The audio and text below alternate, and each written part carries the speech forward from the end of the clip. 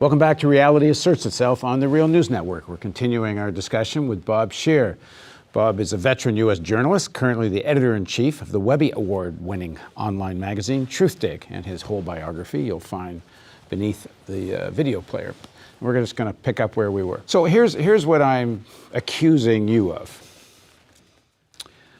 That you seem to be suggesting that there's some rationality left in this system within the elites. And I'm not talking, of course, there's some individuals that have some rational long-term view.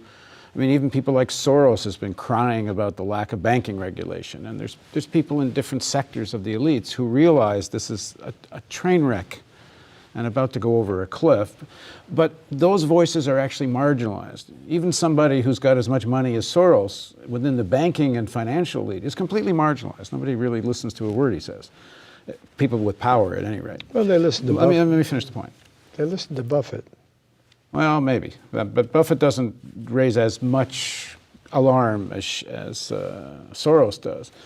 But within they don't even seem to be able to rule in their own interests. It would be in the interest of global capitalism to have more rational banking regulations as they introduced in the 1930s. It would be in the interest of global capitalism to deal with the threat of catastrophic climate change. It would be in the interest of any rationality not to let fossil fuel and the arms industry so dominate U.S. foreign policy, particularly in the Middle East. I mean, this fueling of a Saudi-Iranian conflict. The idea that could there be a United States without a massive military? Yeah, there could, but not this United States, not this economic system, not this elite. These guys aren't going to come around to some kind of view of we could be an equal, modest country. Well, you're absolutely right. That the current configuration of power in America is irrational. We don't have adults watching the store, and we go from one disastrous pursuit to another. I mean, there was no reason whatsoever. If we had adults watching the store, you go knock off Saddam Hussein in Iraq, who had nothing to do with Al-Qaeda, was a force against Iran, which, we backed him in his war with Iran. So the contradictions are obvious. We don't have adults watching the store. We don't have rational policy. However, I think you are not the only person that now knows that.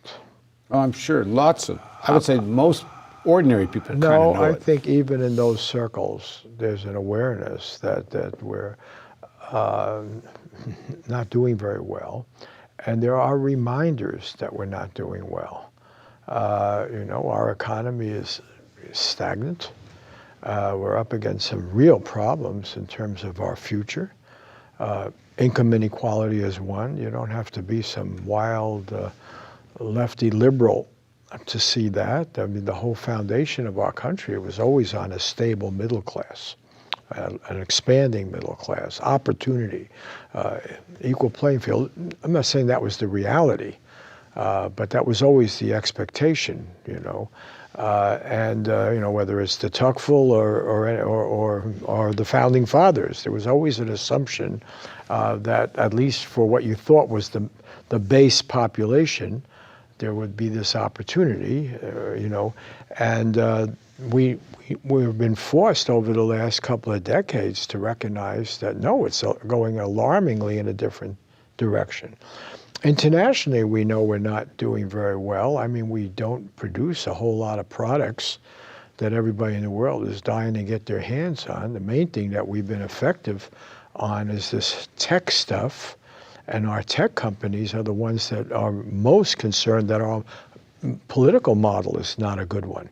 They're the ones that are out there having to sell this stuff, and the stuff involves getting confidence and knowing the culture, caring about other people, winning their confidence, and that's been endangered. So the only thing I don't disagree with you at all as to whether our model is in trouble. It's in trouble. I disagree with you only on whether the number of people who know it's in trouble. I would say even most of them, I would probably think most of the elite know it's in trouble. They're just going to cash in on it Well, now and that's going to be, and it's going to be Okay. someone else's problem to do You're something putting about. your finger on something that I feel is very critical. And I have spent my life interviewing people generally around power in government and so forth. I traveled with Nelson Rockefeller and David Rockefeller. You know, I've interviewed people who became president, and from Richard Nixon, Clinton, and so forth and so on. And if I were to try to explain the big shift that I've seen is long-term as opposed to short-term. That most of the people I had interviewed in the first stage of my career, say somewhere up until 1970, were people that at least were concerned what their grandchildren might think. You know, there was either through family, you know, inherited wealth, or going to certain schools, or there was some sense of social responsibility, you know, that you could find that, you know, we have to leave our mark. We have to leave it a better place. We have to, you know, just for our place in history, that it mattered, okay? So, you know, you could be concerned, oh, we better get with this civil rights movement because otherwise we're going to fall apart. Or, you know, we better care about the economic condition of the rest of the world because otherwise it'll rebel. We better worry about the living condition of our own people here or they'll rise up with pitchforks and toss you out. I think what happened is we went into this madcap period of short-term greed. And let me just Bob wrote a book called The Great American Stick-Up, How Reagan Republicans and Clinton Democrats Enriched Wall Street while Mugging Main Street. And this was a kind of turning point you're talking about. Yeah, that's really what my book is about, because you had sensible rules of the road that came out of the New Deal. And there was a recognition, because of the Great Depression, that you just can't have this madcap, crazy, you know, Gilded Age society. You know, again, I overuse this concept of adults watching the store, but, you know, I remember going back to just being a kid in the Bronx, and, you know, you didn't leave the children to run the fruit stand, or, you know, because they give everything away, or they go off themselves and play stickball. Somebody had to be there to make sure, you know, the stuff got sold and money was paid and things. And you lost that. You got people coming out of the law schools and the business schools that were shysters. You know, they just wanted some hustle, some scam. That's how you got into credit default swaps and, you know, collateralized debt obligations. The bubbles are euphoric. Yeah, and if you're in on cashing in on the bubble. Anybody who looked at that knew.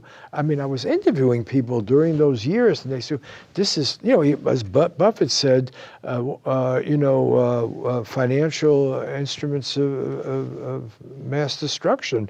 You know, how could you believe in any of this stuff? How could anybody believe if you? That's what my book was about. You take all these loans and you redefine them, and you talk about the risk in stupid ways, and you give loans to people who can't support it, and somehow.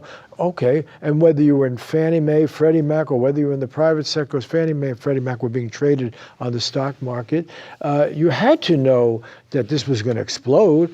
They knew it, and they got the laws to change to make it legal. It should have been illegal, you know. I mean, the Commodity Futures Modernization Act, which Bill Clinton signed off as a lame duck president in 2000, after, you know, it was already, you know, the election was over. Was, you know, he was now a lame duck, and they signed this bill.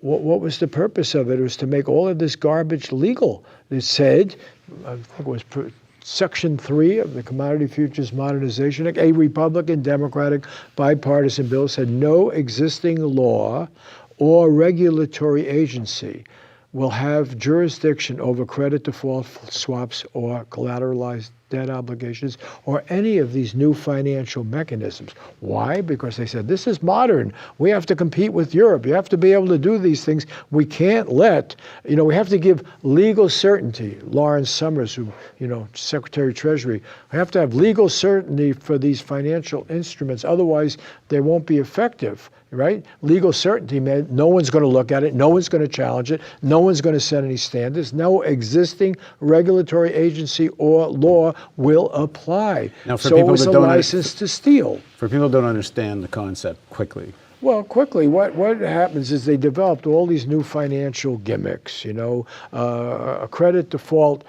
swap was something that was an insurance policy, but it was not an insurance policy. It's what AIG did and got into so much trouble. It said, you do these collateralized debt obligations. You take all these different loans, subprime mortgages, Were invented auto in loans. Baltimore, by the way. Yeah, auto loans or any of these things, and then they don't make sense on their own, and they all seem quite risky, but we'll put them into a pool, and we'll assess their value, and we'll get these credit rating agencies that have a stake in saying, yeah, they're all good to go, because they're going to get money from it. So there was no regulation, and then you pass a law that says you're allowed to do this. No one will look at it carefully. No existing regulatory agency will have control. So you got a license to steal. Go knock yourself out, And they selling all these loans, packaging them, and then reselling them to people all over the world, right? And we can predict you'll get this income and so forth. And then if it looks shaky, we're going to give you these phony insurance policies, right?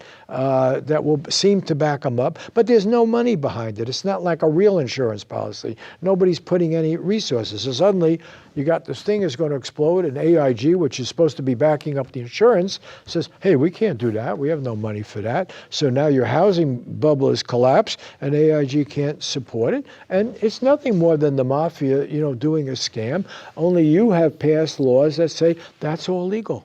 That's all legal. Now, you're absolutely right. You wouldn't do that if you were worried about how even you would appear to your grandchildren, okay? People looking back now know these people were crooks. Whether they went to jail, they didn't go to jail because they get the law passed to make it that it's not a crime to defraud people. It's legal. It wipes out half of the wealth of African Americans in this country, wipes out the economic gains of the civil rights movement because they were particularly a group that was particularly victimized. It wipes out 2/3. These are Pew Research Center figures. Wipes out 2/3 of the wealth, the collected wealth over generations of Hispanics in this country because they were subject to these subprime. They lose everything when they lose their house. But the guys putting it all together, they escape with their billions. They don't go to jail. So yes, if what you mean by your opening statement was we don't have solid, responsible people who even care how they will appear to their grandchildren. You got a guy like Robert Rubin, okay?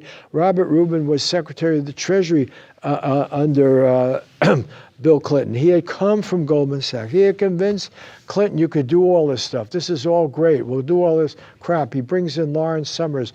Timothy Geithner is a younger person working. He becomes the Treasury Secretary under Obama. They do all this stuff. They get Clinton to sign off on it. He does it with Phil Gramm, the Republican, so it's bipartisan.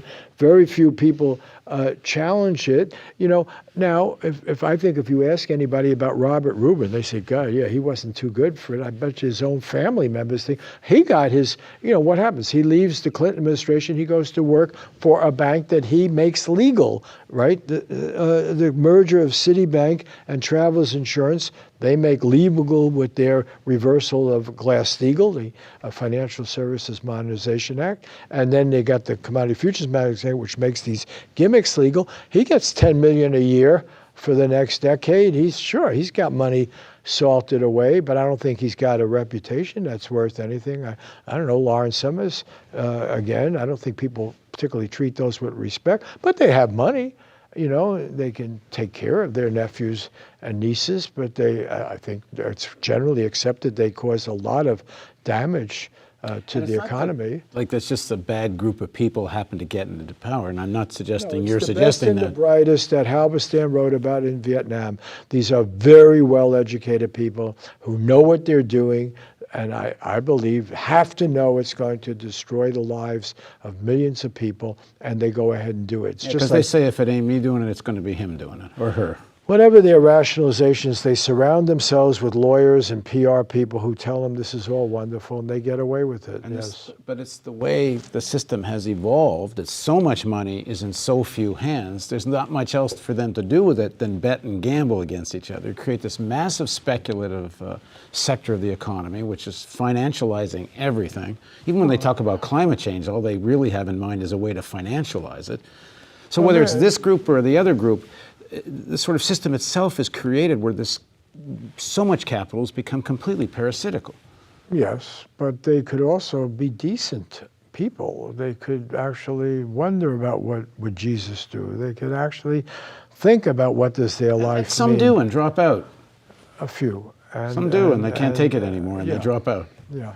But they're not in any position to change the course of the ship. But also the question is, you should ask is, why aren't they being observed in doing this? And the reason is because they can buy off everyone. Especially the media. The media, but the universities, the grants, build buildings at universities. Come on. I want to stress the media because they have this theatrical show going in the elections. I'm not saying there isn't a real contention for power, but when you have unlimited contributions, unlimited spending, what are they spending it on? They're spending it on TV advertising.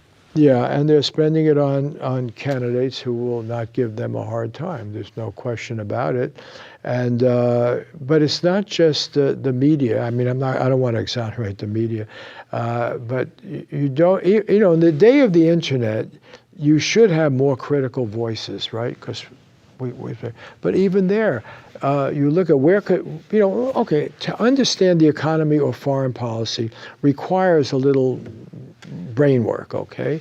Most people have got to take care of their job and their family and pick the kid up and how do I pay this bill and am I going to lose my job or how am I going to make that sale? And so their lives are taken up.